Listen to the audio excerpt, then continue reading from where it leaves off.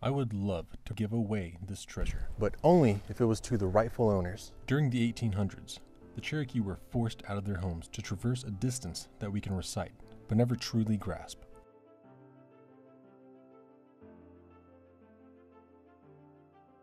During this time, it is said that those that couldn't escape the Trail of Tears left some very valuable things behind.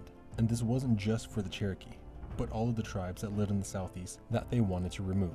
This was due to the discovery of gold in the Cherokee homeland, but also included Choctaw, Chickasaw, Creek, and Seminole tribes.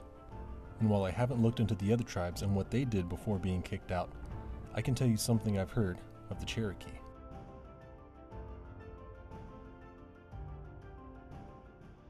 Before the Cherokee were forced out of their homes, they hid pots of jewelry and gold in their villages so that they could one day return and regain their lost valuables. But sadly, few to none were ever able to make the journey back. So now, where are they?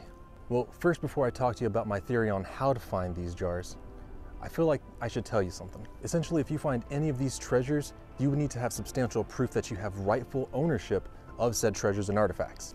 And if it ends up being centuries-old Cherokee jewelry that you have to have appraised and verified, you may not be able to keep it.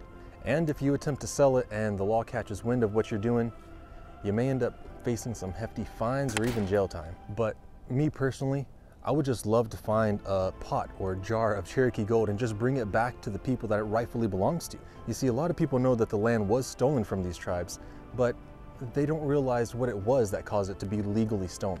I don't want to get too heavily into the history of the Trail of Tears in this video, but if you do want an entire recounting of it, let me know down in the comments and I'll be happy to do so in the future. But essentially, some tribal leaders were saying that they spoke for a much larger group of people than they actually did. And for the government, that was legal acceptance of the Treaty of New Echota. So nearly 100,000 Native Americans were forced out of their home, and before they left, they hid their valuables around their homes. And while I'm very aware of the price of gold and the fortune and glory that would come with finding these things, I wouldn't want my belongings from my family to end up in some museum collecting dust.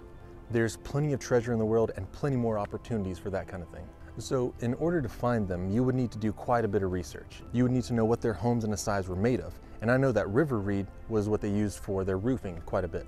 And that tends to grow around big bodies of water. It's kind of similar to bamboo, but not exactly the same. Once you've done that, then you want to use Google Maps and find a spot where there's enough level land so that crops could grow. The Cherokee people had crops such as corn, squash, and sunflowers, and you can't grow that kind of stuff in a rocky terrain. Lastly, just research where past villages were known to exist and then start your hunt. But again, anything you do and find is up to you to obtain lawfully and safely.